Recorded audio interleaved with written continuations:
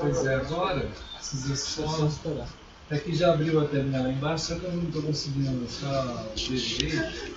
Ah, entendi. Só para abrir uma tela maior. Ah, tá dando para ver sim, cara. É só clicar na pequenininha para abrir. Que bom, chegou a mesa para lá, ficou só. Ó, enviaram aqui pra senhora, se a senhora precisa trocar a lâmpada de LED. Acho que eu vou só tentar dar uma encostadinha aqui assim. É, para não ficar. Ô, Letícia, não se sinta trancada aí. Depois tu pode virar um pouquinho a tela para baixo. Não te dificuldade. Dando mulher para quem chegar. Seu apartamento tá parecendo com o meu, viu? Obrigado. Aqui é uma kitnet, né? Não é? Sim, não, eu tenho mais. Tem 3 dormitórios, mas ele é assim, estou falando de. Por exemplo, na minha sala só cabe o sofá mesmo.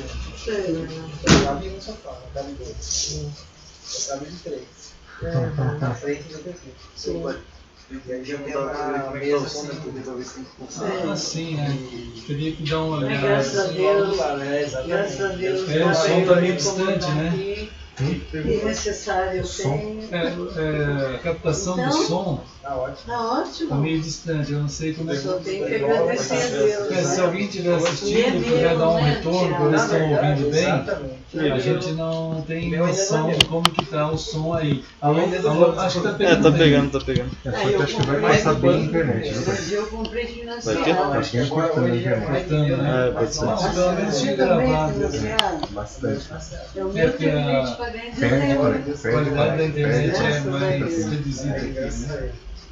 Mas a gente depois grava. Eu moro aqui pertinho, é perto. Quer dizer, se você for a pé, não é tão perto. Mas é só pegar o Washington Luiz e descer. Eu moro ali perto do.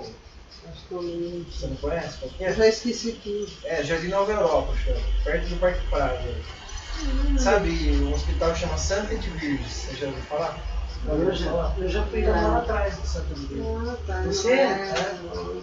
Não é muito perto daqui não, né? Não, mas não é. Porque olha, se a senhora pegar aqui, ela vai reto até aquela pracinha que o pessoal anda de skate ali, sabe aqui? Descendo aqui ou subindo, continua subindo. É onde começa a abolição ali, sabe? Ah, lá em cima. Ah, sim. Na Avenida da Saudade. Isso, abolição, saudade. Aí a senhora chegou ali, tem a esquina com a Angelo Simone, não tem? O André não lembra. Saindo aqui com preso. É só ir um pouquinho. Reta um pouquinho, depois você vira direito e já desemboca na Washington Luiz. E aí desce. Washington Luiz desceu. então não tá difícil. Chega no Pissarrão, já é 2 Mas quadras. o que? É uns 20 minutos? Não sei, 7 minutos, acho. Eu pensei que Bem você rápido. longe. Não, é bem perto. É longe para a maioria das coisas, mas do centro não é longe. Não. Do centro é perto. É. Bem perto. Porque se eu subir do Pissarrão, eu subir a Washington Luiz, eu já desemboco praticamente. Pissarrão, eu lembro desse esse Pissarrão, nome só que não sei também. mais nada dele. Eu tô esquecendo tudo daqui. É, passatempo. Ah, mas também, né, mãe? Desde 96, né? Melhor esquecer tudo daqui, só não moro mais aqui mesmo. 20 anos, né? Senão, se não descarta a memória antiga, não faz memória nova. É verdade. Vai começar a sobrecarregar o Winchester. Tem que descartar. Né? Tem que descartar. Senão Mas daqui a assim, é gostoso, eu tenho muito amor pra essa cidade. Ah, sim, Nossa, eu também. nasci aqui, Também nasci. cresci, né? Então, Você é campineiro nossa. O único da minha família. É? Meus pais nasceram em São Paulo, minha irmã e meu irmão em São Paulo, e eu Olha, eles já vieram pra cá e eu fui pra cá. é tipo o Lica, né? Nós tudo nascemos aqui em Campinas, ele aqui em Floripa. Florianopolitano. Manezinho. O manezinho daí. Você foi pra lá, uns 2, 3. 13. Esse daqui nasceu lá. Que bom, né, cara? Melhor não ser não ser Campinas. Pois é, né? Foi Nossa. bom, todos eles foram bons. Tanto Capital. Mas com o Capital. André também, foi pequeno. Você Não, foi uma delícia, nossa. Mudar pra lá foi ótimo. Porque lá é tudo praia, né? Um dia, Um lugar vamos mais na praia tranquilo, né? tal, vamos na praia não sei o que. É uma ilha, né? Então tem praia para todos os gostos. Lá é muito tranquilo também, né, mano? Naquela época era muito mais tranquilo. Né? Hoje Mas ainda bem tranquilo. é muito diferente aqui. Tem um conhecido meu que ele formou mais ou menos na época que eu, em direito, e aí ele passou ali 2 anos depois na OAB, ele só demorou um pouquinho mais que eu, pra passar. Mas ele já pegou a OAB e já foi direto pra lá. Porque a namorada dele era meio de lá, e acho que os parentes eram de lá, ele falou, não quero ficar aqui, não vou advogar não. Aí foi pra lá e deve ter pedido A migração. da OAB pra o estado de Santa Catarina. Sim. Muito bom. A gente se acostumou rapidinho, né? Não tivemos dificuldade. Só o frio que a gente pegou logo de início, né? Assim que a gente chegou naquele ano, fez o frio maior de 50 anos. Nossa. Aí o dia que você encontrou os pinguins na praia, você falou, Nossa, pior que teve mesmo. Tinha uma das praias lá que parecia um pinguim. Agora eu tô começando a me situar. Frio. Mas agora a gente não sente o mesmo frio que a gente sentia no Egito, a gente já acostuma. Nossa, antes era aquecedor, um monte de cobertor na sala, né? Pastor, e aquela moça lá que eu falei pro senhor lá, ela já falou alguma vez com o senhor? Não. Nem a vez passada? Na outra vez sim, a gente Outra vez, conversou sim, né? um pouco, Então eu não entendo ela.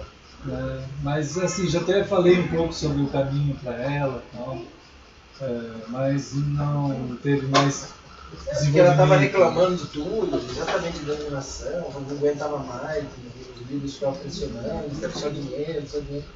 Eu falei, olha, realmente fica difícil você olhar para a palavra, né? Quiser viver Cristo, né? Quiser olhar para Ele o máximo. Ela mora lá, né? Olha lá, e aí ela mudou, acho que mais perto do senhor, pelo jeito, pelo que eu entendi. Já morava lá, mas pelo que eu entendi, morou um pouco, tá morando Mais próximo ainda. Vamos ver, a gente é uma luta, porque você tem aquele tipo de pessoas que estão revoltadas, né, com o povo aí que está acontecendo. Então, motivação é mais a revolta. Então, assim, aí quando a revolta toma conta, aí gera algumas aversões também, né? Aí a pessoa já fica assim, um pouco afetada, mesmo que ela não queira isso, e não é nem essa a intenção da própria pessoa. Mas quando você tem uma aversão a algo, e aí para ela está envolvido o sistema, ela não tem muito padrão de como saber o que é certo, e ela começa a gerar uma espécie de aversão a qualquer tipo de relacionamento que envolva a Bíblia, que envolva Deus ou Cristo. No caso dela, não quer conversa, então ela fica assim, ela não conversa. Ela não conversou com você? No caso dela, ela não. Ela tá sempre olhando os posts que eu coloco a palavra direto, né? E ela sempre tá gosta. Para essas pessoas ela tá bom curte, isso. E aí ela tá sempre olhando. E aí ela fica, às vezes, me perguntando, querendo saber alguma coisa. E aí eu procuro orientar. Eu falo, a gente tem a eclesia, quer dizer, Deus tem a eclesia e a gente faz parte dela. Como, né? Aí começa esse processo mesmo, que leva tempo, né?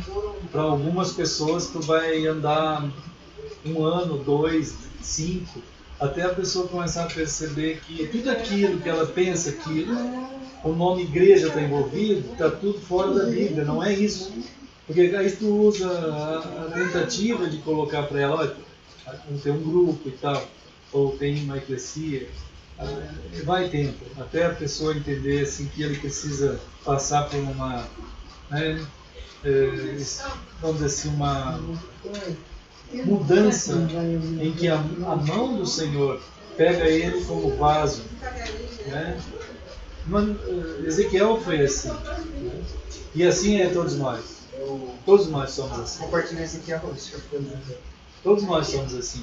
Quer dizer, há uma situação que Deus tem que mexer na gente. Não adianta, não é algo artificial mesmo. Mas como a pessoa está dentro do mundo artificial, até a gente passar aquela ideia, como Deus falou para Ezequiel, vai na casa do oleiro e fica lá o dia inteiro.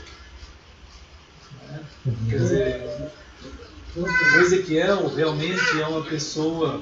A gente, assim, você tem uma história da ação de Deus, né, que ela passa por várias situações. Então, vamos dizer que a história de Ezequiel ela se aproxima muito da história de Moisés. Muito se aproxima. Né? Porque o povo estava escravo dentro do Egito. E Ezequiel está dentro da Babilônia. Né? Então, é uma situação muito, muito parecida. Quer dizer, você tem situações, conflitos de estruturas morais, espirituais, né? O povo está passando por uma sacudida, né? Você tem assim o povo dentro de uma situação absurda de prisão, né? E envolvido não só de prisão, assim. A condição que o povo está passando, o povo de Deus, em Moisés, quanto em Ezequiel, e quanto hoje, que a gente pode fazer essas duas comparações e trazer para nós hoje, é uma cultura de alta competência, como é do Egito, de alta competência também, como é a Babilônia, né? De uma alta tecnologia, Egito e Babilônia, tudo que é de melhor que o mundo pôde produzir, ele produziu no Egito e produziu na Babilônia. O que tem de melhor em cultura, em escritores, em poesia, em música, em arte. Em termos mundanos da época, né? Não, em tudo, igual hoje. Sim, mas estou falando em termos de coisas do secular. Do que o ser humano pode produzir, que nem Estados Unidos. Você não pode pelo ser humano. Igual a Europa. Quer dizer, você tem uma situação mundial que ela não é que ela vai prender você. No caso, o Egito e a Babilônia, no início, tudo bem, eles foram lá e prenderam os caras. Eles prenderam. A primeira geração, vamos dizer, foi a geração presa. A geração que foi pega e foi levada à força. Sim. Mas a segunda, a terceira, a quarta, eles já estavam vivendo lá dentro. Eles já estavam gostando de lá. Eles já tinham negócios lá. Os hebreus, eles tinham negócios no Egito quanto na Babilônia. Eles prosperaram lá dentro. A pessoa se adequa e arruma um jeito de viver naquela forma. E gostou dali. 3 gerações são 60 anos 60 quase. Anos, quase. Então o povo já estava muito bem. Quer dizer, eles estavam muito bem dentro do Egito e muito bem dentro da Babilônia, mesmo escravos. Então o povo de Deus hoje está igual.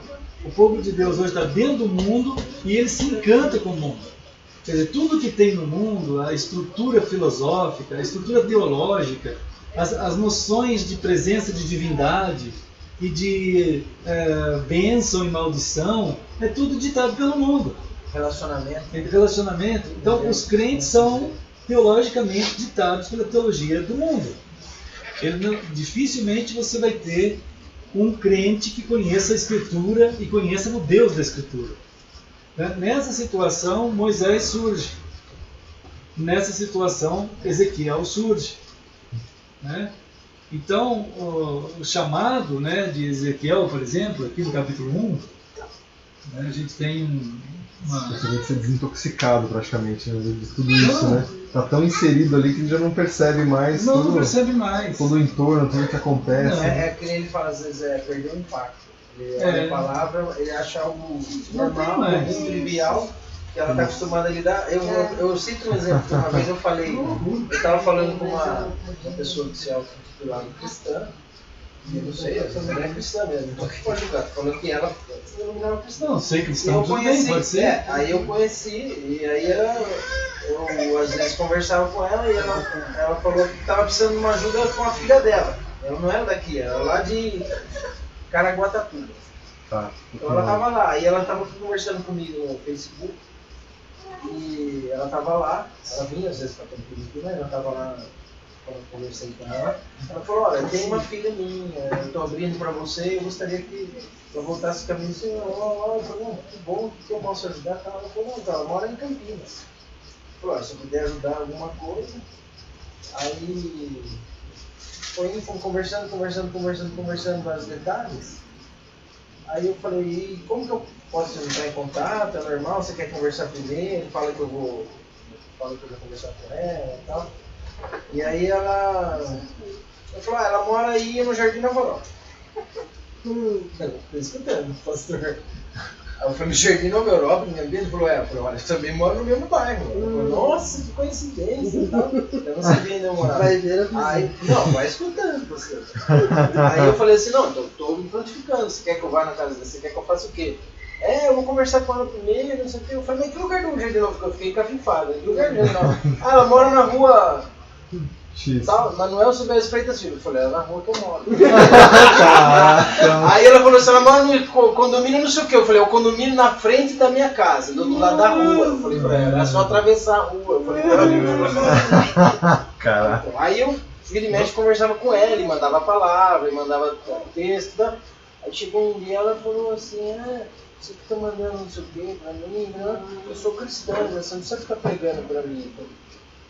Eu falei, não, irmão, eu falei, eu tô pregando pra mim também. Quando eu mando a palavra pra você, quando eu tô anunciando, colocando a palavra pra todos.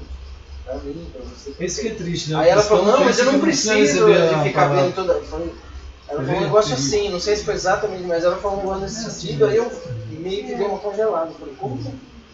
É a mesma coisa que a pessoa assim, falar que, olha, eu já almocei hoje, então eu não preciso nem me alimentar. É uma coisa mais ou menos isso, professor. Então, deixa que eu como só semana que vem.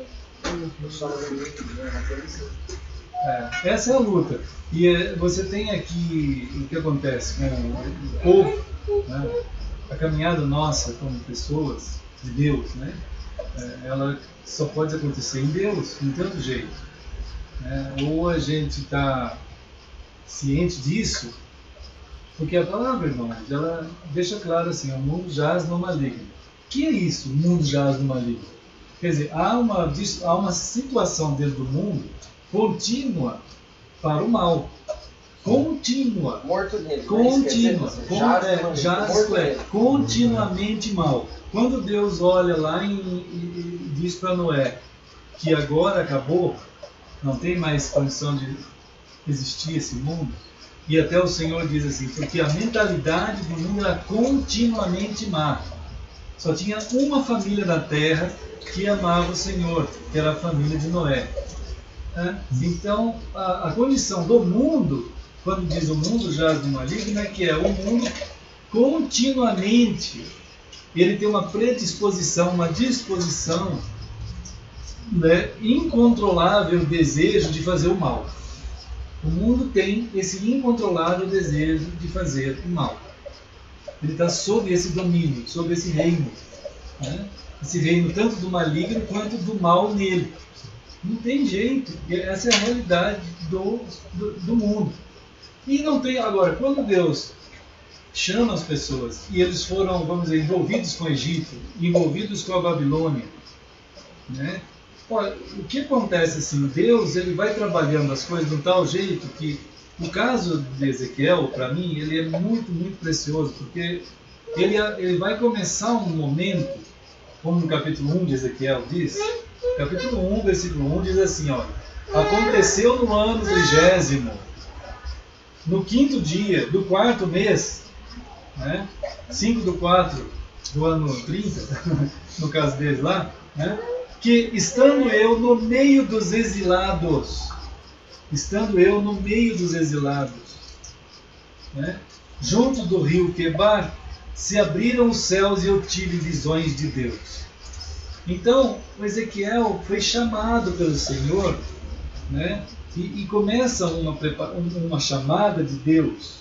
Começa uma chamada de Deus para ele mesmo, né? Para o povo sair daquela situação absurda que estava e tinha sido tudo destruído. Porque quando Nabucodonosor entrou lá, ele foi destruindo tudo, não sobrou nada. Lá em Jerusalém, acabou com tudo. Então não sobrou nada. E aí Ezequiel, nós vamos ver aqui por dentro de Ezequiel, aí pelos textos, que ele está sendo chamado a mostrar a glória do que Deus vai fazer. Mas não era a glória da Jerusalém da terra. Não era a glória do templo da terra. Era das coisas que Deus está chamando o povo já a se preparar, porque daqui 500 anos Jesus vai vir. Só que, né, Deus não falou isso exatamente desse jeito para Ezequiel. Mas Deus, mesmo sem falar isso desse jeito que eu estou falando aqui, quando Deus fala, é porque vai acontecer. Então, o Ezequiel está sendo chamado, ele está sendo aberto o céu para ele está sendo revelado a ele determinadas coisas, para que o povo, mesmo no meio daquela Babilônia, quer dizer, no meio da Babilônia, está no meio da tecnologia mais elevada, né? Da arte, da música, da cultura, e tudo isso misturado também com orgia, com feitiçaria, com tudo isso. Era uma grande capital da época, como São Paulo, Rio de Janeiro. Né? Era a maior capital que tinha. A Babilônia era maior, né? Como o Egito foi maior. E o povo está dentro daquilo ali, o povo de Deus está dentro daquilo ali.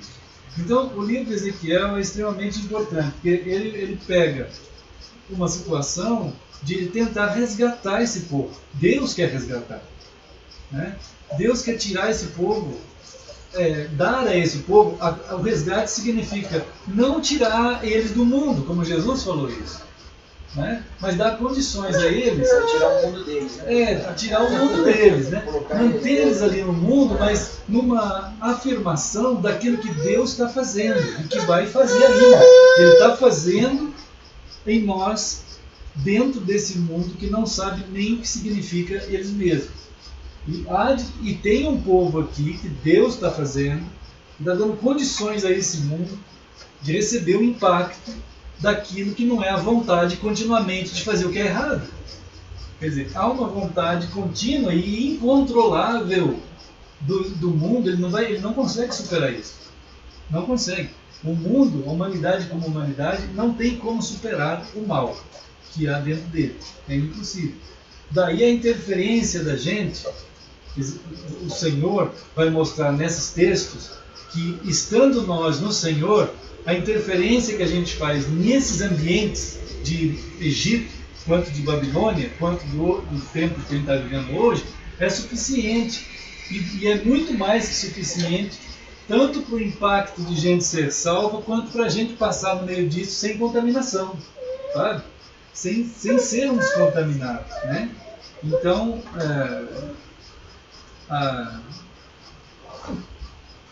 o que acontece, né, irmãos? Às vezes as pessoas, diante da palavra de Deus, quando ela vai tomando o teu coração, a gente tem, assim, eu preciso conhecer mais do Senhor, eu preciso, de alguma maneira, ignorar mais do mundo. Quer dizer, eu tenho que ignorar mais aquilo que não é de Deus. Né? Ignorar no sentido de não dar lugar àquilo na minha vida. Eu preciso dar lugar mais ao que é do Senhor. Né?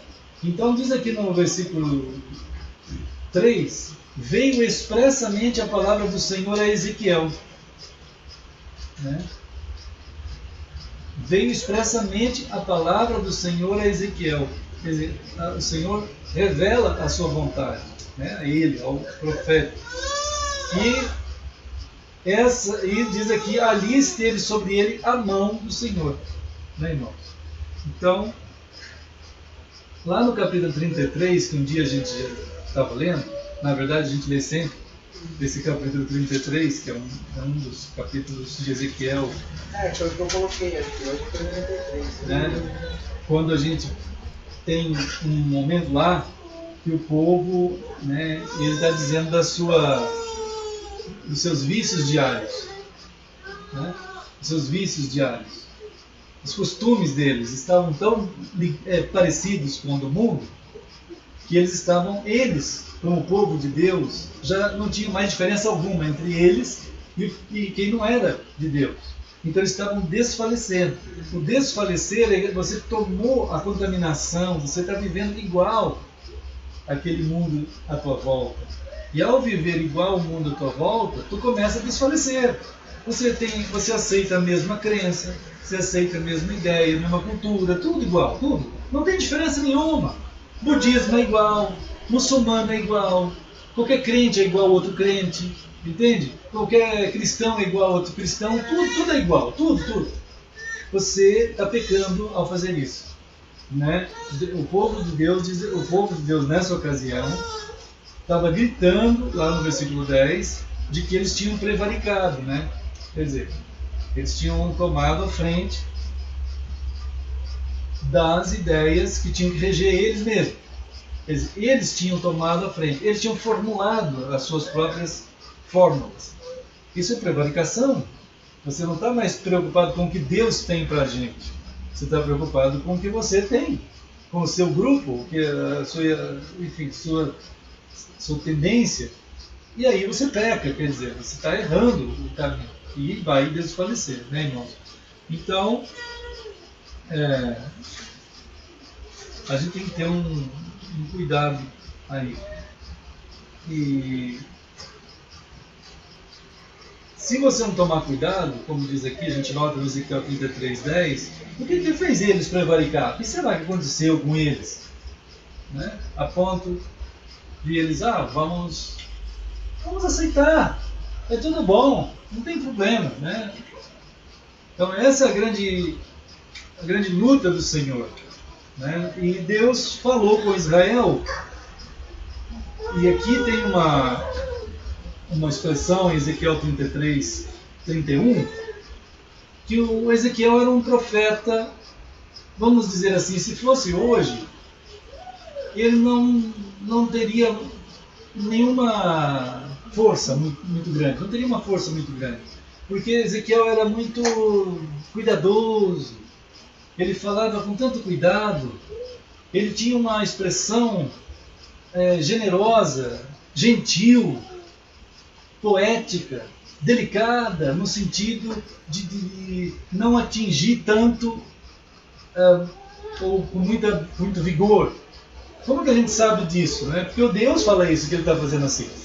Deus é que fala. Lá no capítulo 33, lá no versículo 31, diz assim: o povo vem a ti, eles vêm a ti como o povo costuma vir, e se assentam diante de ti como o meu povo, e ouvem as tuas palavras, mas não as põem por obra. Quer dizer, eles não põem em prática as tuas palavras. Eles estão ouvindo você falar, eles não estão fazendo nada. O povo está ouvindo, mas o povo não muda. Diz aqui: pois com a boca falam, né, com a boca professam muito amor por mim. Olha assim, eles falam que me amam, diz aqui, mas o coração deles só ambiciona o que eles mesmos querem. Aqui aparece a palavra lucro, né? Mas dinheiro. Então, mas exatamente, tem a ver com a parte financeira, mas não é só isso, é uma questão daquilo que é de valor para eles. Eles querem aquilo que eles querem. Que eles valorizam. Que eles valorizam. É isso que eles querem. Seus próprios interesses. Eis que tu, diz aqui no 32, aí Deus fala assim: Ezequiel, tu és para eles como quem canta canções de amor. Olha só. Quando eles ouvem Ezequiel, parece que estão ouvindo uma coisa maravilhosa de ouvir. Ezequiel está... como é bom ouvir o Ezequiel. O Ezequiel é tão legal. Ele é um cara maravilhoso. O Ezequiel vem aqui, ele fala de Deus para nós. Fala umas coisas bonitas. É uma maldição. Ezequiel é uma gente boa. É uma bênção. A gente se sente bem. A gente chora. Irmãos, isso é uma maldição. Fica aliviado, uma catarse que dá. Quando Ezequiel vem, vai embora, a gente até dorme. Né, irmão? Olha só, ele tem voz suave. Pastor, então ele vem, vai embora, a gente continua dormindo. Olha lá, ele tange bem, quer dizer, ele toca muito bem o modo dele dar. Porque ouvem as tuas palavras, mas não as põem em prática. Agora, Deus está dizendo o seguinte, que ele está usando Ezequiel. Deus não está indo contra Ezequiel, porque ele tem esse cuidado todo. Não é isso, não. Deus só está chamando a atenção do povo que eles estão confundindo. Pela brandura e pela ternura e pelo carinho que Ezequiel tem, eles estão confundindo as coisas.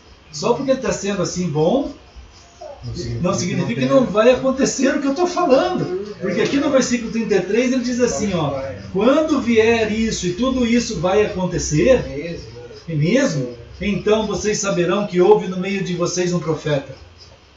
Entende? Que estava avisando. E vocês estavam aí debochando, achando que ele estava só fazendo vocês se sentir bem, né? E as falas de Ezequiel, talvez pelo caráter dele, pela forma como ele Era. O pessoal pensava que o profeta tinha que ser aquele cara que chegava dando pancada em todo mundo, né?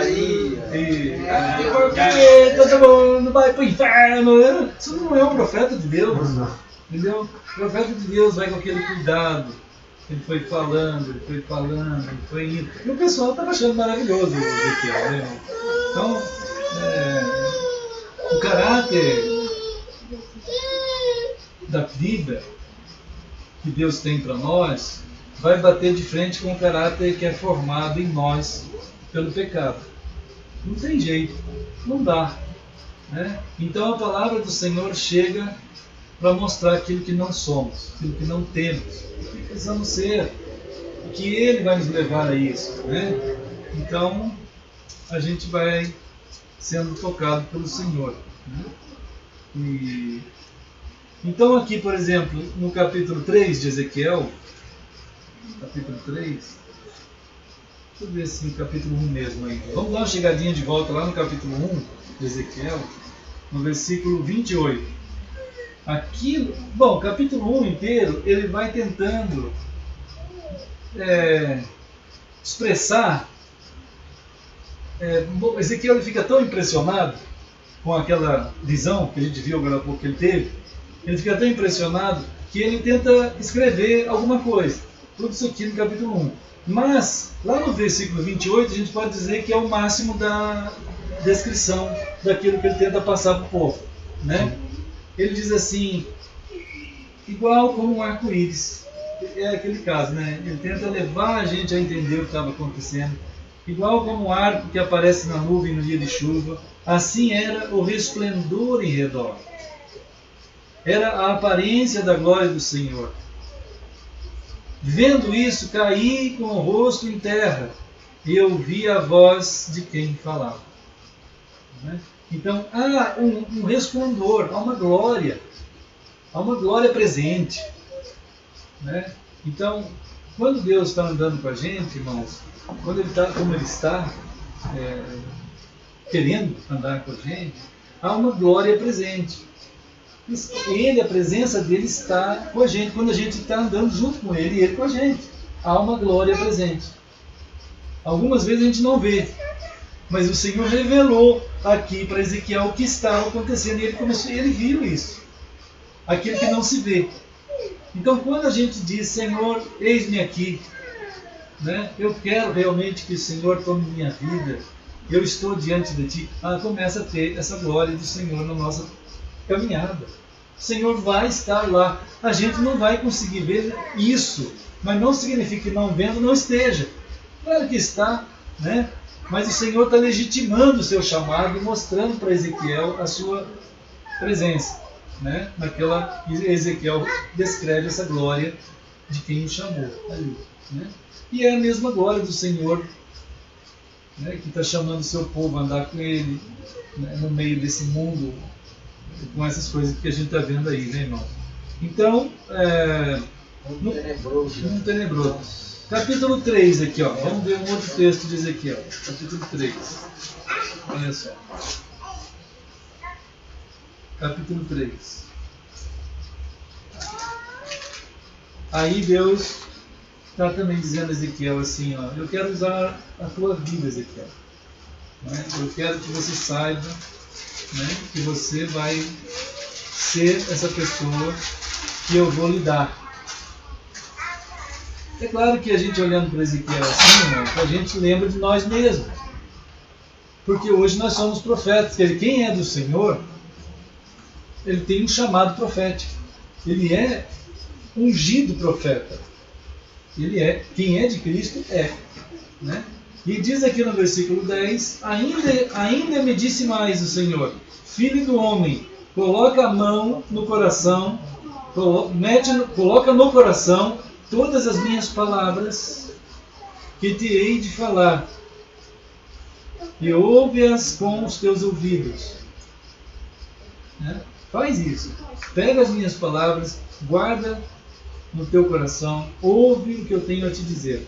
Eia, pois, vai aos do cativeiro, aos filhos do teu povo. Vai lá. O povo está aí, ó. O povo de Deus está numa bagunça absurda. Estão vivendo tudo. Quem se diz cristão, então, está mais absurdo ainda, porque tem gente que pensa que é cristão e não é. Né? Pensa que é cristão e não é. O catolicismo faz isso. Ele diz para uma pessoa, joga água na cabeça desse bebê. A partir desse momento ele é cristão. Isso é uma coisa satânica, é satânico. Mas a pessoa vai lá e faz.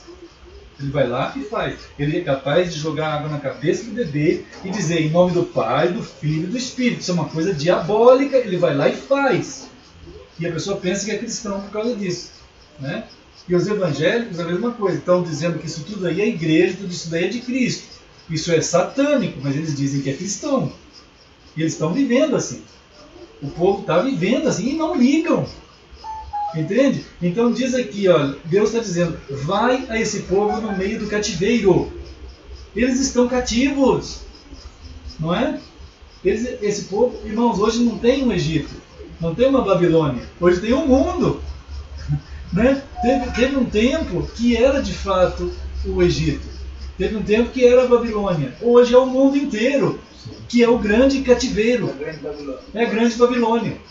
Está vendo? Apocalipse, irmão. É a grande Babilônia. O irmão Luciano e Virgílio falando que atrasado demais não consegui chegar. Não, fala para eles que nós estamos orando. Se quiser, né? quarta-feira. Deus quiser, quarta-feira, vão na sua morada, né?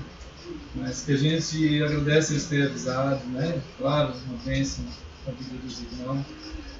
E, olha, irmãos, assim, dá para perceber isso, né? Dá para perceber o cativeiro do Egito, o cativeiro da Babilônia, o cativeiro da grande Babilônia, que nós estamos vivendo hoje, e Deus está chamando a gente para ir aos do cativeiro. Vai no meio do cativeiro. Pastor, isso que o senhor falou agora me lembrou uma passagem, eu estava vendo ontem, essa passagem do Apocalipse, umas passagens que ele fala, ele cita o nome prostitutas, depois a hora que ele vai citar grande Babilônia, ele fala mãe de todas as prostitutas. Olha, tem então. vagas. E essa, então, de Apocalipse é a porque é o mundo. É o mundo. Se tornou o Egito, Babilônia, se cumpre agora no mundo inteiro, que jaz no maligno, né? Então ele diz assim, dentro dessa Babilônia aí, aquilo que está escrito em Apocalipse 18, que o Senhor diz assim, sai dela, povo meu. Quem vai dizer para sair dela, povo meu? O Senhor, tudo bem, mas nós também. Entende? Nós também. É como ele está dizendo aqui, vai, olha só o versículo, né? 11. Eia, quer dizer, se levante, Ezequiel, acorde, né? E vai aos do cativeiro, aos filhos do teu povo. Né? Então, o que nós estamos fazendo, irmãos, cada vez que a gente se reúne em nome do Senhor, cada passo que a gente dá na nossa caminhada, no dia a dia da nossa vida, ele está sendo uma demonstração do que de fato Deus quer que seja o seu povo. E como é que deve ser o seu povo. E ao mesmo tempo isso é uma bandeira. A bandeira que o Senhor está levantando dele mesmo. E ele chamando os seus. Porque há de chegar o dia que isso vai acabar, irmão. Vai ter um juízo em cima disso. Agora, antes ele chama. Olha aqui. Diz aqui. E, vai lá o cativeiro. E quer ouçam, quer deixem de ouvir, fala com eles. Está vendo? Quer ouçam, quer deixem de ouvir, fala com eles. O que eu tenho mais visto hoje em dia é esse deixem de ouvir. Porque a maioria dos cristãos não estão ouvindo a palavra do Senhor. E nem querem ouvir a palavra do Senhor. Eles querem ouvir os seus pastores que falam aquilo que eles querem ouvir. A maioria das pessoas hoje querem pão e peixe. Né? Quer pão e peixe, quer aquilo que dá lucro, no sentido aqui que a gente viu agora há pouco. Aquilo que encorpa, aquilo que acomoda os interesses deles. Isso, aumenta os interesses deles, acredita mais peso de juízo sobre esse povo. É uma coisa absurda. Né? Agora, quer ouçam, quer deixem de ouvir, fala com eles. E diz-lhes, assim diz o Senhor Deus. Levantou-me o Espírito e ouvi por detrás de mim uma voz de grande estrondo, que levantando-se do seu lugar dizia, bendita seja a glória do Senhor. Você pode ver que o mundo não consegue barrar, não consegue impedir a glória do Senhor, nem tem como. Né? Agora, é claro que quem está ciente disso é aquele que ouve o que o Senhor tem a dizer. Como é que nós vamos saber que a glória do Senhor está andando conosco? Pela palavra do Senhor. Se Ele diz que é. E isso é que é dignidade. E se a gente é chamado para ir, a gente vai e a gente continua. Né? Então, esse período que nós estamos vivendo, que é um período de estar no meio de um cativeiro mundial, né? de uma cristandade que já não tem mais Cristo, que muitos têm denunciado o cristianismo sem Cristo, né? O cristianismo da igreja, não o cristianismo de Cristo, é um cristianismo da igreja. Ainda que igreja não seja nem mais aquilo que a Bíblia diz que é. Não é nem igreja. Né, irmãos? Um negócio bizarro, né? E então. Eu fico mais assim, meio intrigado, porque às vezes eu vejo pessoas que percebem isso, mas que continuam ainda. Entendeu? Eu já conversei com pessoas, as pessoas falam, não, eu entendo, a igreja não é aquilo, a igreja tal. Mas aí você fala, pô, mas se não é então, né? Por que você está contando? Não, é lá. Aí eles começam uma coisa assim, marginal, uma paralela que ele tenta acomodar do mesmo jeito. Eu falo, mas você não acabou de vir e me dar a razão nisso que eu estou falando? Então como você. Não, mas lá a gente só. Eu falo, sim, mas se tudo que você falou que não é igreja, se não é, então não era para você falar. Aí eu tento explicar, mas não é. Engraçado. Eu acho tão impressionante. É tão bom. Impressionante. Não, faz coisas boas. Eu tenho o negócio dos casais, então eu falo sim, mas. Irmãos, olha, e é uma coisa muito séria. Olha, irmãos, a palavra do Senhor diz assim: nós somos chamados para ir no meio do cativeiro. Aqui, a primeira parte desse texto de capítulo 3, né, vai e fala. Agora, tem uma parte no capítulo 3 que ele vai dizer assim: vai e não fala. Está aqui no versículo 26. Então, irmãos, não podemos deixar de lembrar que o Senhor às vezes chama a gente para falar. O profeta precisa falar e às vezes o profeta precisa não falar. E isso pode acontecer. Ele fala assim: eu farei que a tua língua se apegue ao teu paladar e você vai ficar mudo, incapaz de repreender qualquer pessoa. Porque são casa rebelde. Que ele fala, pegar-se ao céu da boca. Ao céu da boca. Não vai conseguir. Não vai conseguir falar. Deus vai deixar o profeta mudo e ele não vai falar mais. Por que ele não vai falar mais? Porque aquele coração é tão duro e tão rebelde que ele não tem dignidade nem para ouvir a palavra do Senhor e ele não vai ouvir. Deus vai calar a boca do profeta dele. Então o profeta de Deus, irmãos, nem sempre vai falar. Nem sempre. Há de ter ocasiões de silêncio profético. Aconteceu isso aqui já. Não é que aconteceu cumprindo isso aqui. Isso se cumpre sempre. Mas houve um momento também que desde Malaquias até João Batista foram 400 anos de silêncio profético. Acabou. O silêncio profético, não houve mais profeta. Foi tempo. Foi tempo. Né? E às vezes a gente está assim, olha, mas eu tenho que falar, eu tenho que sair falando. Não é assim não. O povo de Deus tem que pôr o joelho no chão e saber diante de Deus se a sua pregação é a pregação de um mudo. Misericórdia, Senhor.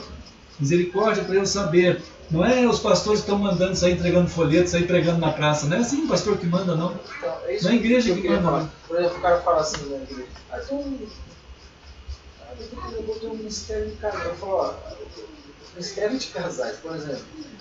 Ministério de casais tinha que ser aqui. Tem que ser a hora que a pessoa vem se reunir com a família de Cristo. Família de Cristo. Perante Deus, na palavra dele. Esse é o ministério, todo e qualquer ministério. Todo e qualquer ministério no não meio tem divisão, não tem. Fala, esse é o ministério aqui vai vir menino, aqui vai vir casal, aqui vai vir. Não existe. É um povo. É um corpo. Tá, exatamente. Está sendo levado pelo seu rebanho, né? O rebanho uma família. família. Você para ali agora essa parte das ovelhas, aquele rebanho, aquele curral, né?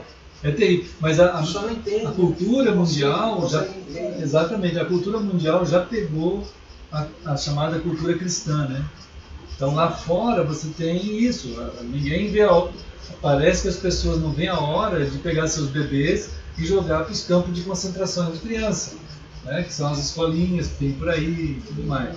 E ele não vê que a educação estrutural da vida daquela criança é da família, é do pai e da mãe.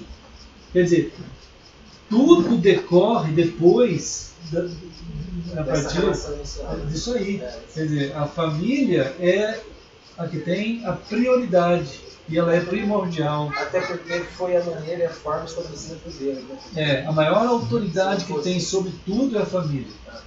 Né? Então ela tem que estar preparada e pensando os dois, marido e mulher, diante de Deus e para Senhor, nos dê sabedoria, como José e a Maria, eles estruturaram a vida de Jesus ali, né? Misericórdia, Senhor, nos dê sabedoria. Aí você fala assim, mas o que um casal de Nazaré pode contribuir para a humanidade? Um cara que é carpinteiro, uma mulher que não é nada. O que eles podem contribuir para a humanidade? Essas perguntas? Né? Pode acontecer. Não, estava lá um menino, um adolescente chamado Jesus, né? Que era o Filho de Deus e que morreu naquela cruz e que vai voltar em poder e glória, que no meio dos doutores admirou todo mundo, né? Quer dizer, o cara não tem noção. Quer dizer, você está levando, Senhor, está aqui minha família. O que somos nós? Onde nós estamos? Não tem que perguntar essas coisas. Estamos contigo, Senhor. Né? Elias estava lá no meio daquela caverna, né? Fugido lá, e ele com aquele medão assim, depois de ter acontecido tudo aquilo lá, né? Com o pessoal daquele Baal, aí ele com medo. E o Senhor vai lá com aquele cuidado, né? Com aquele corvo, levando uma carninha para ele comer. Já pensou, irmão, você sendo alimentado por um corvo, trazendo uma bisteca, né? Ou sei lá, uma carne boa, filé mignon, sei lá o que, né? Quem que vai trazer? Qual é o garçom? Qual é o mordomo que vai trazer para você uma carne bem gostosa? Um corvo! O garçom parece que não é muito bem recomendado. Né? Pastor, se fosse o mundo hoje, o pessoal perguntar é friboi? Fricorvo. Fricorvo. Aí sim. Aí ele trouxe ali aquele cuidado, Senhor. Né? Eu não entendo. A gente não entende. E até... Poderia ter usado uma pomba. Podia ter usado uma pomba. Mais bonitinho. Mais bonitinho, uma pomba branca. Podia ter usado sei lá o que, né? Podia a carne vir voando sozinha. Eu não sei, mas as coisas do Senhor, elas são distintas demais. Por isso, assim, esses paralelos aqui, quando ele chama a gente, né, no meio de uma Babilônia dessa, para perceber que há ocasiões, de fato, que nós estamos, em qualquer uma situação, há uma atividade, tanto no falar quanto não falar. Né? Às vezes a gente de repente para de falar, a gente desaparece, né? É até uma coisa incrível sair de cena, né? A gente estava comentando outro dia assim, algumas vezes Deus sai de cena. Por que será que ele sai de cena? É como se tivesse saído de não, cena. Ele sai de cena. Por exemplo, ele saiu de cena na cruz, né? O que eu estou querendo dizer é o seguinte, é que tudo aquilo é a própria orquestra sim, dele, mas, né? Mas você sabe que ele saiu de cena. Sim, né? você está falando na... Por exemplo... Eu vou falar. Por exemplo, um pai e um filho. Você sai de cena algumas vezes. Se você ficar o tempo todo em cima do filho... Isso sufoca. Sufoca ele. É verdade. Né? Aí Jesus pegou, uma certa altura... falou para os discípulos assim, ó, o pessoal, é o seguinte, ó, eles estavam tudo pronto para entrar no barco, aí Jesus falou, só que eu não vou. Aí o pessoal falou, poxa, Jesus não vai com a gente. Bom, então tá, e o que nós vamos fazer? Vocês pegam e vão. Né? Aí Jesus ficou lá na praia. E aquela hora daquele barco começou a ter aquela tempestade que a gente sabe a história. Né? Por isso que ele não foi. Jesus não foi, quer dizer, mas eles estavam lá, aqueles momentos, quando ele não estava na cena, foi importante para cada um deles. Né? Então, é importante que talvez depois, com certeza, depois que passou o tempo, eles amadureceram tanto e perceberam que Deus honrou eles com a ausência dele. Né? Aquela ausência significava uma preparação a mais, um amadurecimento a mais neles, uma condição a mais para eles poderem andar. Não é o Deus presente, não é o Deus sufocante. Né? é um Deus que às vezes é presente sem estar presente. É isso que eu queria dizer. Pra como você... assim, não dá para ele sair de cena, mas ele não aparece. Ele não vai aparecer, e você vai ver que ele não está. Eu falei porque ele é onipresente. Mas essa história da ausência, ela tem, claro, está na economia do Senhor, evidente que está. Né? Mas é importante que você também possa prosseguir sem aquela ideia de um Deus que mima você o tempo todo, cuidando, segurando, deixando você, como o próprio diabo disse para Jesus, né? Olha, você não diz no Salmo que se você tropeçar e te pega no ar, isso é um absurdo. Jesus falou assim, Deus não é assim, ô diabo. Você que pensa que Deus é assim, que qualquer tropeço te pega no ar, eu que não vou pular daqui. Entende? Não vou tentar Deus. Não, é assim que Jesus falou. Entende? Então, como que é não tentar ao Senhor teu Deus? É aquela teologia que tu pensa que o tempo todo Deus tem que estar cuidando de ti, no sentido do que você imagina. Vamos colocar até uma prática, pastor, que a gente ouve muita besteira aí pelo mundo, você já viu tem um pregador que ele parece que... Porque a palavra fala, e aí o cara vai naquela maluquice dele, que... escorpião, cobra, não vai ter nenhum tipo de malefício em relação à pessoa, se ela for um cara, Aí ele pega essa passagem e começa. Era um cara que mexia com sei lá o que, aí o cara morreu. É verdade. Você vai trabalhar, que nem você falou, vai tentar Deus. Lógico que ele está falando isso, é porque ele está falando isso. Agora, você vai pegar e vai. Teve aquela situação no deserto lá que foi uma coisa bem específica, né? Que tinha lá de Moisés, tinha aquela cobra, né? Verdade, que era picado, né? Olhava e olhava ali. Né? Era uma questão, né? Muito pontual e uma mensagem daquele momento, né? Sobre Cristo. Para Cristo, o pecado do povo, a salvação. Exato. Você tem que ser levantado, tem que ter a noção, né? Então, irmãos, a gente está sendo chamado, então, às vezes, a ficar quieto. Né? O profeta em silêncio é a ausência, vamos dizer assim, que talvez, quem sabe, como Pedro fala isso, da mulher sábia. Pela ausência dele. A mulher, por exemplo, de Pedro, ele fala assim, a sabedoria da mulher é quando ela fica em silêncio. Né? Ela alcança o coração do marido no seu silêncio. Pedro diz assim, vós mulheres, que têm maridos que não obedecem ao Senhor, eles vão passar a considerar o Senhor pelo teu silêncio, pelo teu exemplo, pelas tuas orações, pela tua ausência, e está o tempo todo ali batendo de frente, ou falando. Né? Isso é um jeito do Espírito Santo também. Ele tão gentil, tão cuidadoso, né? Então são coisas assim. Então Deus está chamando a gente nesse ofício profético aqui, porque eu já vi também cristãos que não param de falar de Cristo para alguém enquanto aquela pessoa. Eu já vi também pessoas dizendo assim, eu tive que falar que entreguei minha vida a Cristo para aquele cara parar de me incomodar. Né? Porque assim, tem casos absurdos, né? A pessoa não quer mais ouvir. Aceita.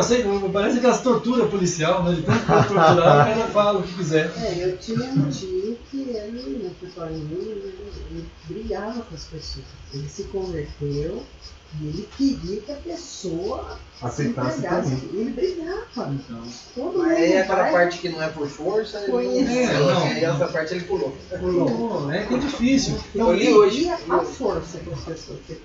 E então, exato, esse caráter de Cristo, né, irmão? Até o pessoal odiava ele, né? Não, e se você olhar e falar, é algo ruim, assim, pra gente que é cristão, você fala, pô, ele tá querendo algo bom, mas é a maneira que ele tá fazendo. Então acho que ele se sentiu tão tocado, talvez, né?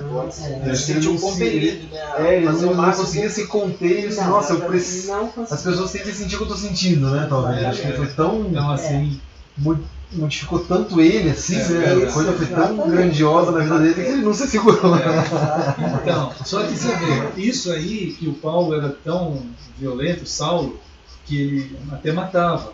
Né? Aí depois o que constrangia, o que constrangia o Saulo era o zelo pela lei.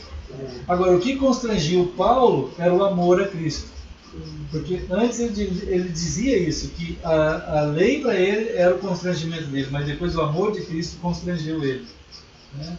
Agora, esse amor de Cristo é trabalhado na presença e na ausência. E quando tu deixa aquele lugar, tu tem, como dizia um professor, às vezes quando você vai embora, é bom que as pessoas falam, puxa vida, que vontade que essa pessoa volte aqui, do que você ouvir assim, ufa, ainda bem que foi. Ele foi embora. Puxa vida. O que não quer dizer também, né, pastor, que quando apresentar determinados assuntos, a gente também não tem que pontuar. Claro. Mas a gente, sim, assim, vários tal, profetas também sim, tem que ter um cuidado. Bom, a gente entende essa parte. O que Deus quer cuidar de nós, chamando a gente bem perto dele, embora isso seja verdade mesmo, porque às vezes até num olhar, a pessoa já acha ruim contigo por estar ali presente, né? Incomoda qualquer diabo a presença. Isso que o senhor falou, eu sou africano, já falei, às vezes hoje eu estava na apresentação quinta-feira da minha filhinha, e a hora que falou, começaram a cantar uma música, né? Eu falei assim, olha, ele anunciou essa música, uma música do Xerec, do filme. Essa música não é uma música inicialmente do filme. O filme pegou essa música é uma música cristã. Mas só esclarecendo isso. Sabe que ela já falou? Eu falei, inclusive, esse aleluia, tal, como você explicar o que significava aleluia. Sim. A hora que eu fui falar assim, ela falou assim, você vai começar a pregar para mim dentro da... Eu olhei e falei, nossa. Eu nunca vou poder assistir esse filme. Nunca vou poder falar nada, que ela acha que eu vou pregar para ela. Cada vez que explicar eu só fui explicar, porque às vezes eu achei que ela... E ela não deve saber exatamente. Mas ela não quis nem, ela já estava numa prevenção. Aí eu falei, não, tudo bem. É verdade. A gente chateia também, né? Porque você não tá... Ela não tá agora. Oi, irmão. Agora, comentando, né, basicamente. Agora, vocês veem, isso aí tudo, Ezequiel está tratando desses temas. Dentro desses temas, você vai ver Deus falando também, além dessa coisa profética aqui, ele está falando que ele é triste. Deus é triste por causa disso que está acontecendo com o povo. Deus é triste. Né? Então Ezequiel 20 ele vai expor a sua tristeza por causa disso, né? Ele não tem nenhuma alegria. Ele fala que não tem alegria, ele fala que não gosta de condenar o homem. Não, ele não quer isso, de jeito nenhum. O coração dele, na verdade, o que Deus fez para o ser humano foi dar de si mesmo. Olha que coisa linda! Eu dei de mim mesmo para salvar as pessoas. Né? Então, Ezequiel 20, vamos dizer aqui do 12 em diante, 12 até 14. Né? Ezequiel 20? Ezequiel 20. Então, a gente tem assim: eu também dei a eles os meus sábados, meus shabás, né? Para servirem de sinal entre mim e eles, para que soubessem que eu sou o Senhor que os santifica. Quer dizer, os shabás do Senhor é o Senhor. Ele mesmo explica aqui. Né? O Shabá é o próprio Senhor. Por que a gente sabe que o Shabá é o Senhor? Porque ele fala, porque sou eu, o Senhor, que os santifica. Então o Shabá é o Senhor santificando alguém. Quando o Senhor santifica alguém, ele recebeu o Shabá do Senhor. Aqui está a explicação do que é o Shabá. Se alguém não tiver Ezequiel 20, 12.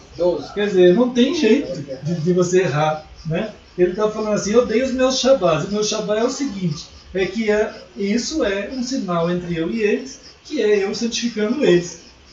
Então, a santificação que Deus faz em alguém, que é isso? A santificação é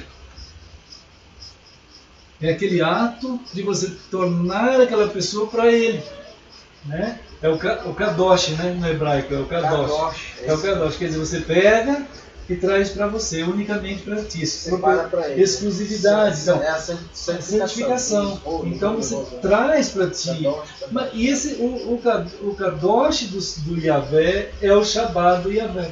Aqui está a explicação maravilhosa. Então, se alguém tentar mudar isso para um dia da semana, que é só um abrindo parênteses, é um absurdo total, né? Porque aqui está explicando que é o Senhor que faz isso acontecer, na sua Kadosh, né? Torna a pessoa dele. Isso é um Shabbat, né? É quando você é dele. Então, porque só pode ser isso. Quer dizer, você ama uma pessoa quando ela é sua, quando você é dela. É um do outro. Você não está amando uma pessoa porque vocês têm uma casa, ou porque vocês têm um carro. Seria um absurdo. Né? Ou porque vocês têm um dia, ou qualquer lugar. Seria assim até ofensivo.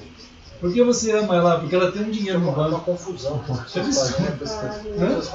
Fazem uma confusão absurda. E Deus está dizendo assim, eu me dei a eles e eu dei eles a mim. E eu fiz isso. O próprio Eterno fez isso. Essa é a maior declaração de amor que tem. Eu fiz um entre eles e eu. E eu e eles. Eu me casei com eles. Isso é uma palavra de casamento. Né? É verdade. A gente tem que descansar nisso. Né, e é isso que foi feito. Né? Então, por isso que entristeceu o Senhor. Separação. Olha só no 13, ele fala, mas a casa de Israel se rebelou contra mim no deserto, não andando nos meus estatutos e rejeitando os meus juízos, os quais, cumprindo-os, o homem viverá por eles. E profanaram grandemente os meus sábados, quer dizer, essa aliança. Profanaram, nós dois. Então eu disse que derramaria sobre eles o meu furor no deserto para os consumir. Estava pronto a destruir. Né? Quer dizer, por que acontece? Porque você sai fora da bênção e fora da bênção é o juízo de Deus. Não tem meio termo. E não os destruir para não fazer desonra ao meu nome. Entende? Então é por causa de que ele já tinha feito. Não honrar. Impressionante. Então, mas muito importante saber do coração entristecido do Senhor sobre esse ato dos cristãos vivendo mancomunados com o mundo que está aí. A gente fala, a gente prega no sentido da tristeza do Senhor.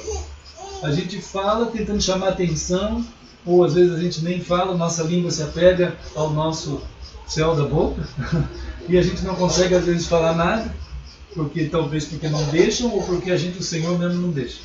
Né? A gente não fala. Mas é por amor, né, irmãos? Então aqui no capítulo 16, tinha um prazer em adorar outros. É um absurdo. É um absurdo. Agora aqui, ó. Tá bom, o capítulo 16, um dia nós estudamos, ele é muito pesado, né?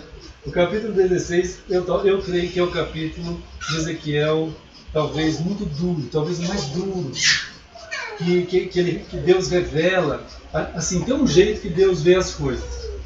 Por exemplo, quando ele fala besta em Apocalipse, né? Ele vê uma besta. O homem vai ver um governo maravilhoso, né? Mas Deus está vendo, olha, na verdade isso é uma besta, né? Isso, enfim, isso é assim. E aqui em Ezequiel, no 16, ele vai narrar a infidelidade de Jerusalém. Deus vai fazer isso. Então, isso é uma narrativa pesadíssima. Né? Então, mas a gente tem que ver. Por exemplo, do versículo 1 a 14, tem uma narrativa aí, né, que fala da tristeza de Deus, até o versículo 14, assim, vai mostrar, inclusive aqui, por exemplo, vamos ver, versículo, é tudo muito lindo aqui, porque do 1 ao 14, Deus está dizendo assim, que vocês não, vocês não eram nada, vocês não existiam, vocês não eram povo, vocês não haviam, eu gerei vocês. É como Deus, é igual ao novo nascimento, né? Ela veio com árvore, então, com sangue, com comida. Cristo e a palavra. Eu gerei vocês, eu fiz vocês meus filhos.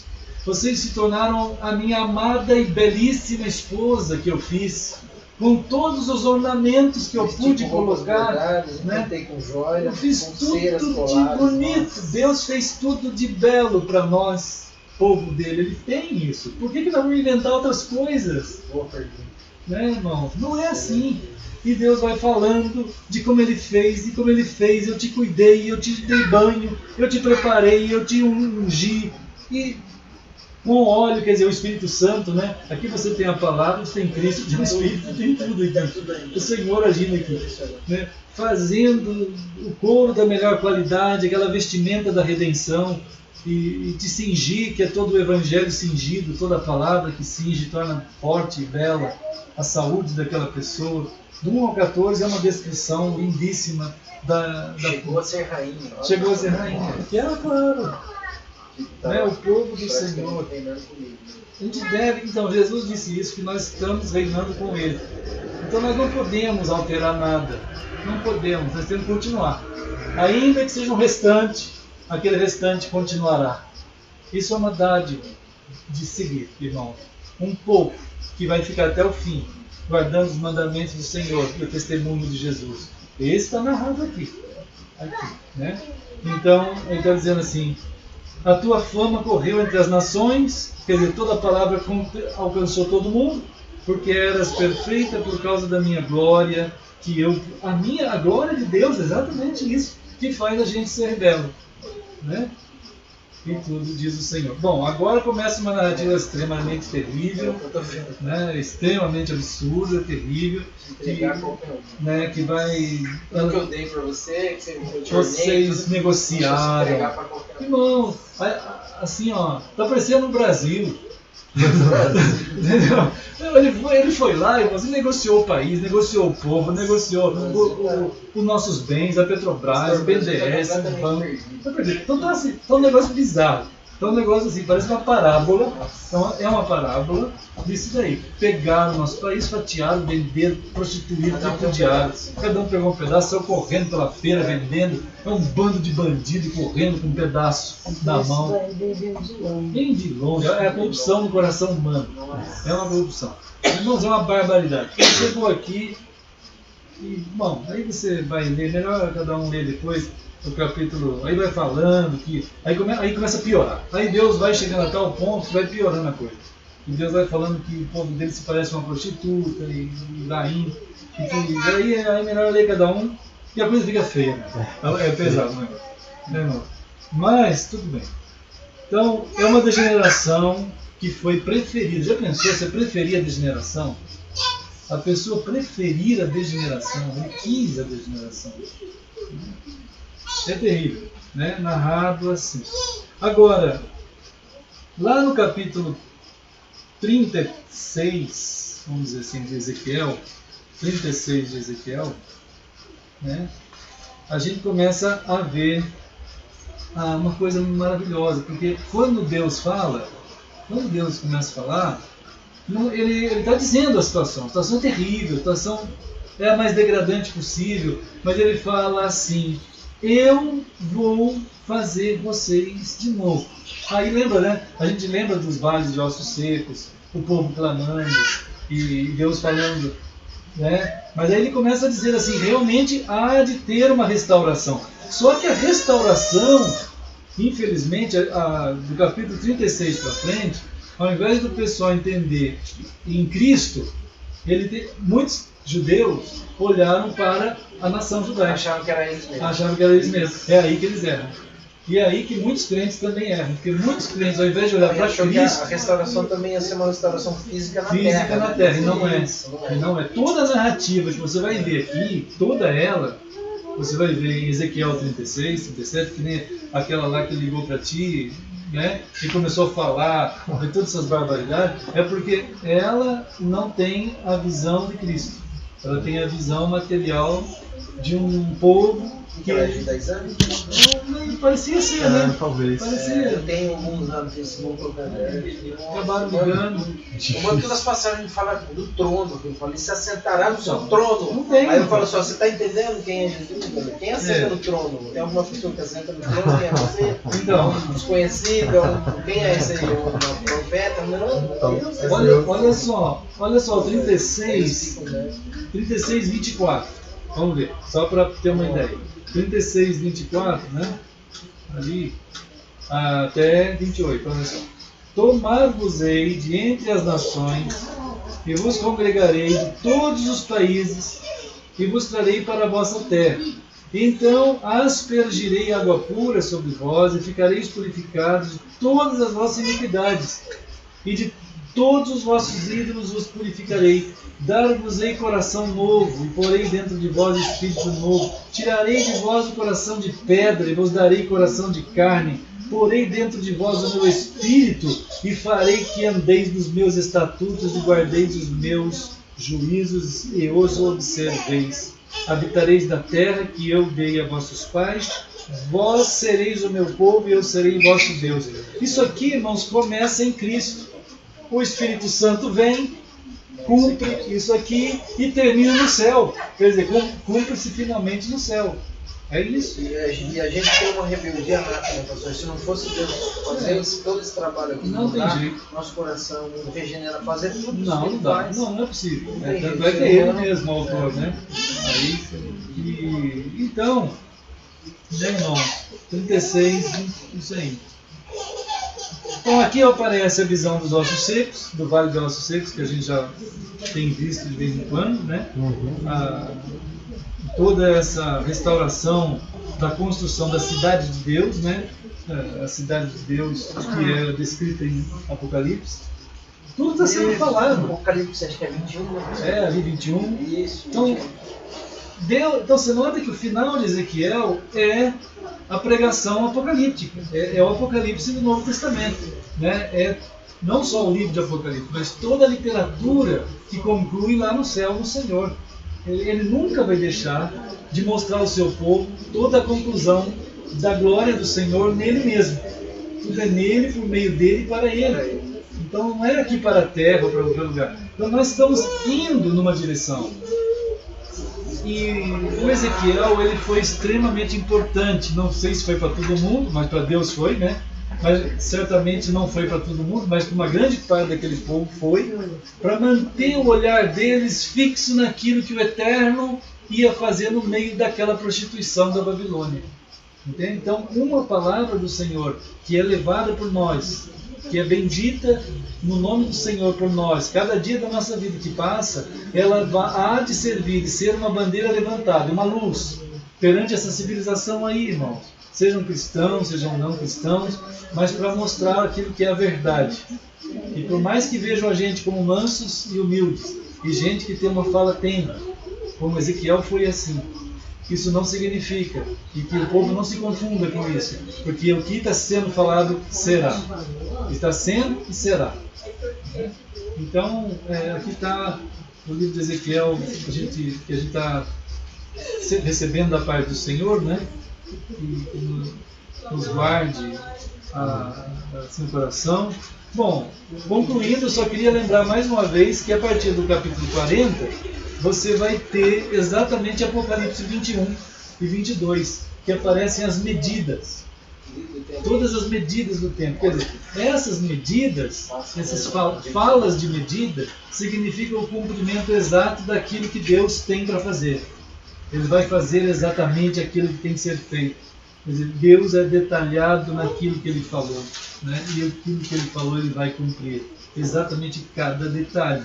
E é muito incrível ver a quantidade de palavras aqui, a mesma palavra, a medir. Mediu.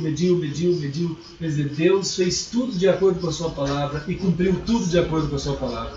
Ele pôs a medida, Ele cumpriu aquela medida. Isso é maravilhoso, né, irmão? Então, depois a gente continua, né, irmão? Ele é exato, né, pastor? Exato. Perfeito. É verdade. Não tem. Eu li isso hoje, né? Falando que ele muda. Estava lendo qualquer artigo. Falando que o Xuxu eu falei. Tem várias passagens. Impressionante como ele é perfeito e é. Nossa, tem uma vírgula que sai, escapa aqui. É impressionante. E isso a palavra inteira se autocumprir. Exatamente. Do começo até o fim mostrando isso. É verdade. Ele vinha se autocumprindo. Toda a obra, tudo aquilo que era para ser estabelecido na pessoa do Senhor.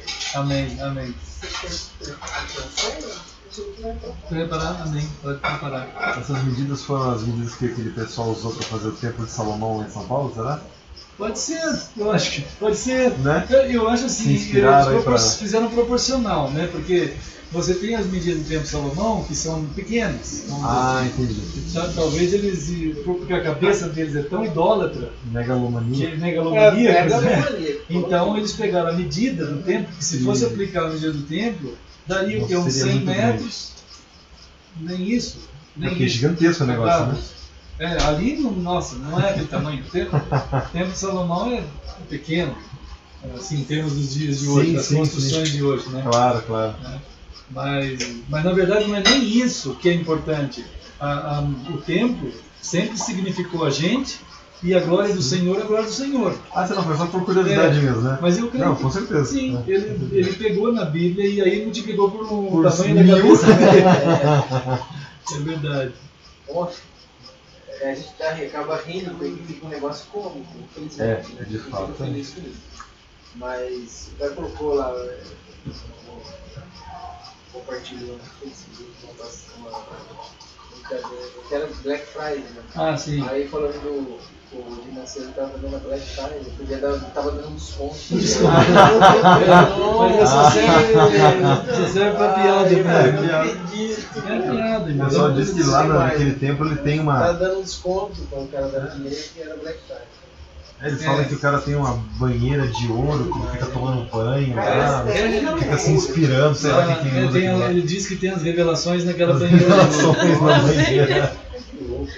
Coisa de louco. É insano, você até pensar nisso. Eu acho que chega a ser tão louco, tão insano, que chega a ser uma evidência tanto sim do demonismo, mas assim, dentro do mundo chega a ser evidência vamos dizer assim, como seria um banditismo mesmo. Que o cara planejou um monte de coisa para tornar aquilo impressionante, para enganar as pessoas mais simples. Aparência de algo. Se algum dia houver um estudo, vamos dizer, mais legal da coisa, a gente poderia entrar por uma via de que há situações que você pode fazer uso indevidamente do outro. É muito terrível. Você acaba entrando naquela mente através de impressões. Então isso aí teria que ter uma espécie de cuidado nessa linha aí. Mas algum dia talvez tenha, algum profeta vai ser chamado para dar no direito. Essa parte aí. Mas olha, irmãos, nós estamos juntos celebrando mesmo o Senhor, cuja glória enche a terra e o céu e o nosso coração, né? Por causa da sua graça imensa. E foi assim que Jesus com os seus discípulos, em muitas casas. A primeira ceia, de fato, foi numa casa, né? E em muitas casas, e todas as outras foram em casas também, aqui no Novo Testamento, né? Mas em 1 Coríntios, aqui no 11, a gente tem um encontro dos irmãos em algum lugar também, numa casa lá, em que eles, depois de estarem juntos, eles estavam celebrando o Senhor.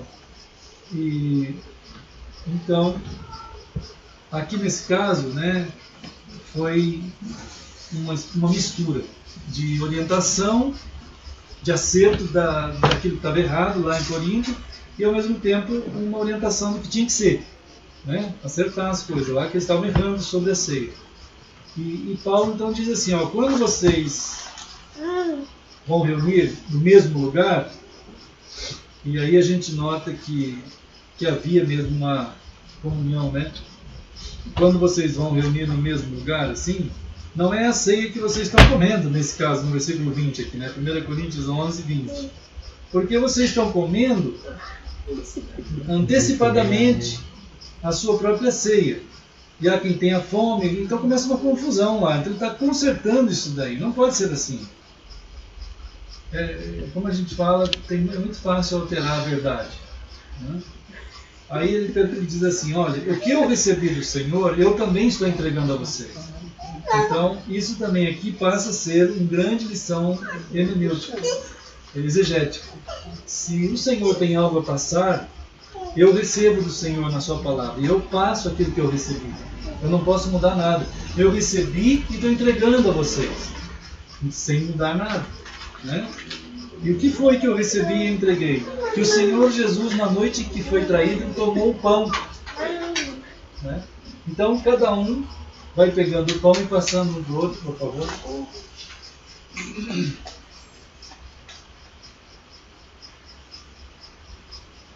E Paulo diz assim, que ele pegou o pão, o Senhor Jesus pegou o pão, E também junto com eles, ele orou dando graças. Né? Irmãos, eu fico pensando assim, ó. Tudo na vida, para a gente viver, é preciso que haja sacrifício de algo. Né? Para a gente viver, a gente precisa se alimentar. E o alimento é o sacrifício de alguma vida. Todo alimento é sacrifício de alguma vida. Né? Agora, a vida eterna é sacrifício de uma vida também. Então, todo ato de alimentar nosso, ele deve ser também um ato de gratidão. Porque se nós estamos vivendo é porque algo foi sacrificado. Né? E se nós temos a vida eterna, é porque alguém foi sacrificado para isso. Então, cada alimento que a gente tem cada dia da nossa vida, ele lembra a necessidade de um sacrifício que foi feito para a gente viver. Deus fez esse sacrifício ao dar o mundo para a gente viver. E todos os alimentos para a gente comer. E o principal é Cristo. Por isso que ele falou isso. Né? Sim. É verdade. Cada ato, cada respirar, cada comida é um ato de gratidão. Né? E então aqui na ceia do Senhor é maior de todos os, vamos dizer assim, que o ponto máximo de todo o sacrifício que existe para a vida é Cristo.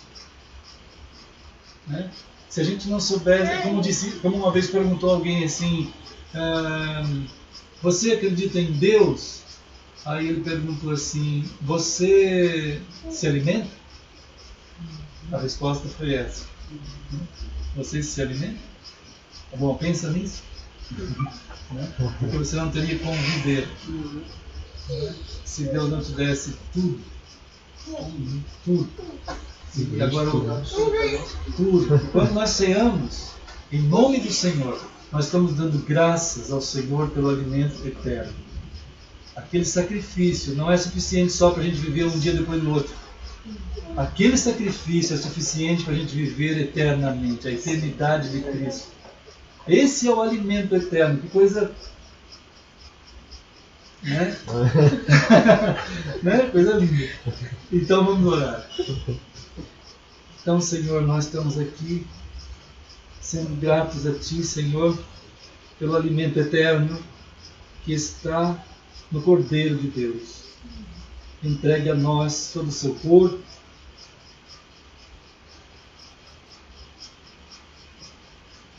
todo o seu sangue, e eis aqui o Teu povo, Senhor, o Teu povo que experimentou e experimenta esse alimento eterno. Nós estamos juntos no mesmo lugar, reunidos aqui em Teu nome santo, saudando e louvando, Te glorificando e dando graças pelo ato do Teu grande amor, Senhor, do Teu grande alimento por nós. Obrigado, Senhor. Nós queremos Te agradecer pelo que fizeste por nós, naquele lugar, naquele altar do santíssimo sacrifício, em nome de Jesus. Amém. Amém. Bom, irmãos, então Jesus disse assim, né? Na noite em que foi traído, tomou o pão, deu graças e partiu, e disse a eles assim: isto é o meu corpo, que é dado por vós, fazei isto em memória de mim. Então, como o Senhor ensinou, vamos fazer.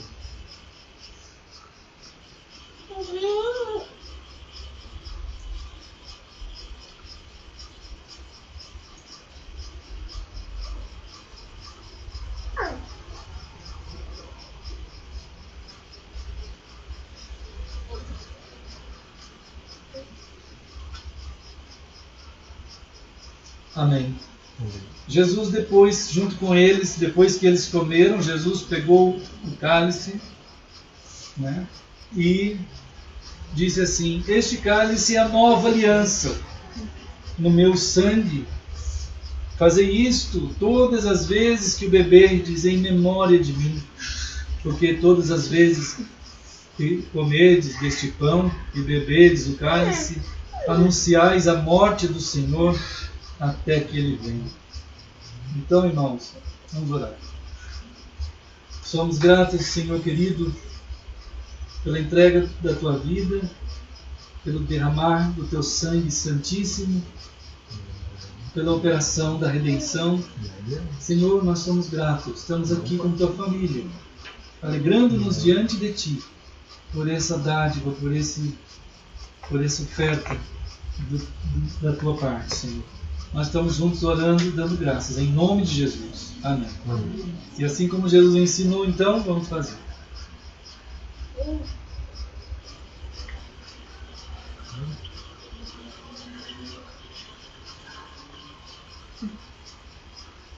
Assim, Senhor querido, teu povo que está aqui, teu povo que está em todos os lugares, como diz tua palavra, reunidos e unidos no mesmo lugar, isto é, no colo do Senhor, na casa que o Senhor tem para nós, que Moisés um dia cantou, falando que és tu, Senhor.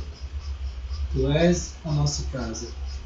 Então, nós estamos dando graças juntos aqui, em nome de Jesus. Amém. Amém. Então, Deus abençoe, né, irmão? Vamos ficar firmes.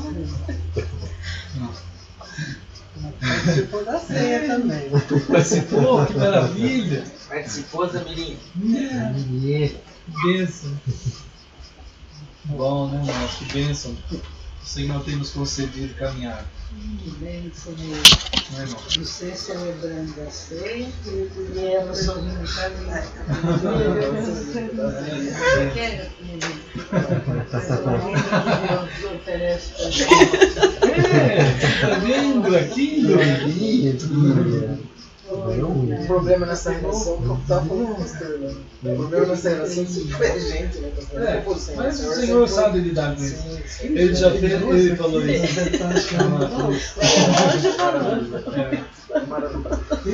Isso tudo é. Por isso que resta a nós amarmos mesmo, né? É difícil, né? Ah, é verdade. Da mãe do amor. É difícil, não consegue nem mensurar. Como o senhor disse outro dia, né? Não tem comparação, não dá para comparar Deus. É. O amor de Deus é incomparável. O eu sou, né? Quem estava falando do eu sou, né? Eu sou torna impossível. Sem comparação.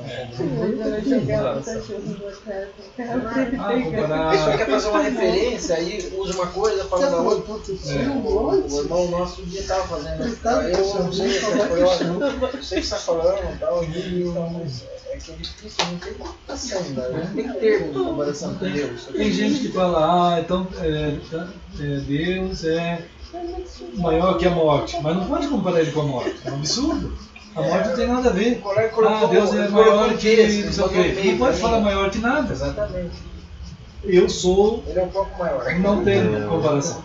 Ô, pastor, eu estava falando, ele mandou um texto legal, assim, exaltando a cruz, Cristo.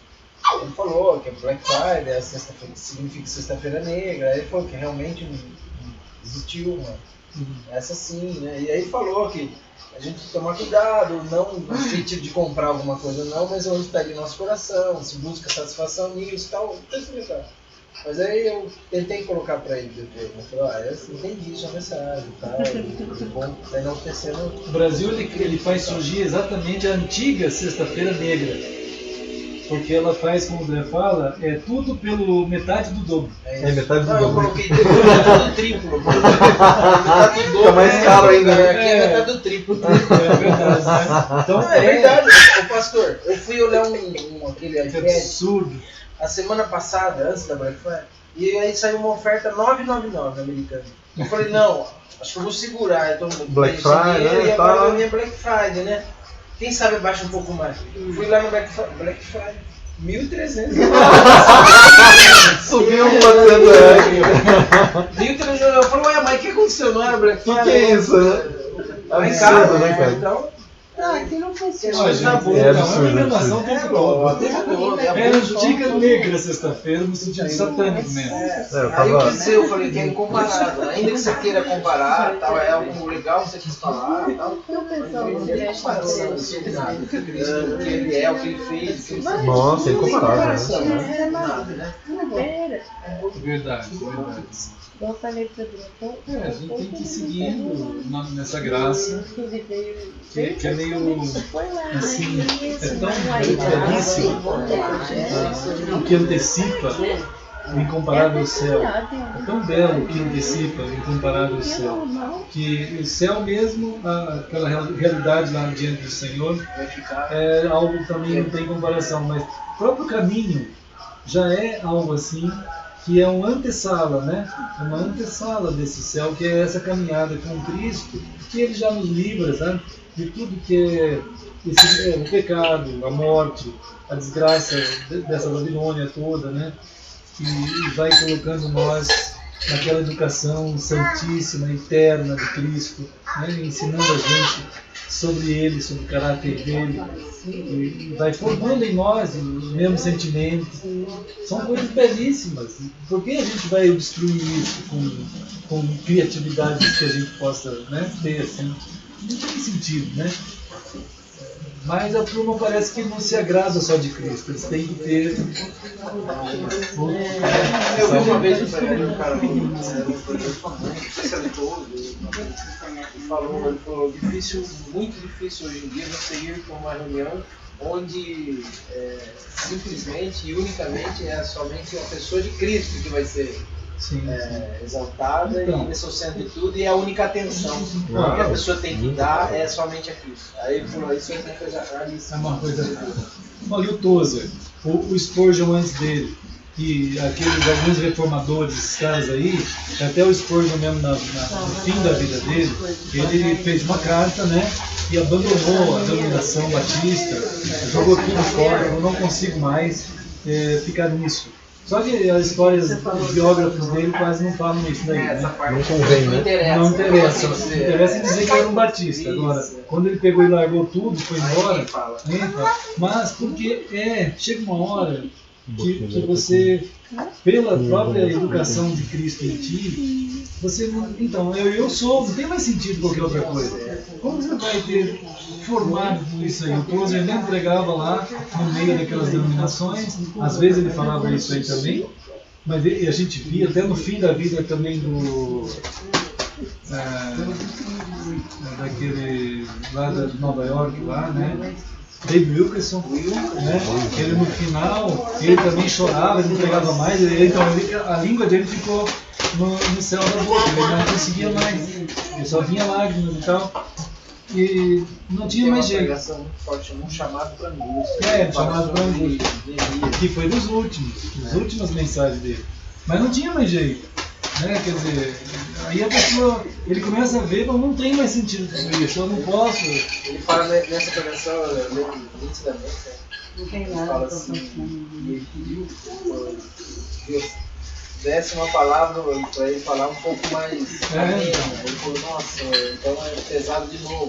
E aí ele começa a pregação. E no fim era uma chamada de volta, né? Deve ser muito desesperador, talvez, né? Para uma pessoa passou a vida inteirinha mesmo, né? Se encontra quase ali no leito de morte, né? Praticamente.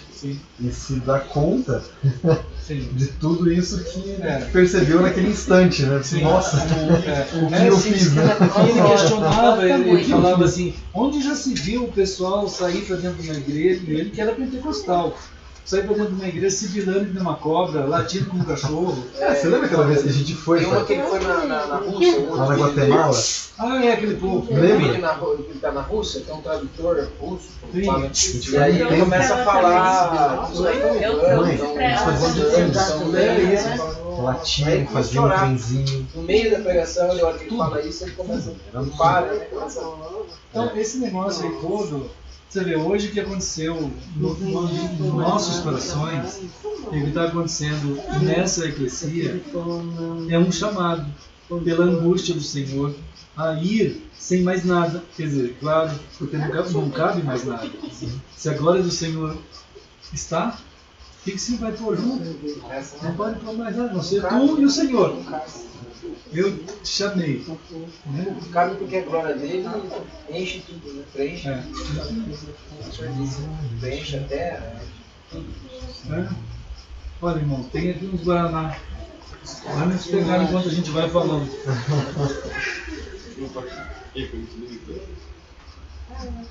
Pode desligar, filho. Isso quando você tiver desligado. Ô, irmãos, Deus abençoe todos que estão aí. Nós estamos dando um oi. Obrigado. Um tchau. O Felipe vai desligar. Né? E depois a gente continua. Quarta-feira tem a Coinonia aqui, né? Domingo, amanhã, se Deus permitir que a gente tenha vaga, nós teremos a Coinonia lá em Floripa. E vamos seguindo no Senhor. Você pode dar um stop aí. Na hora que você der um stop, aí tu escreve pro pai, por favor.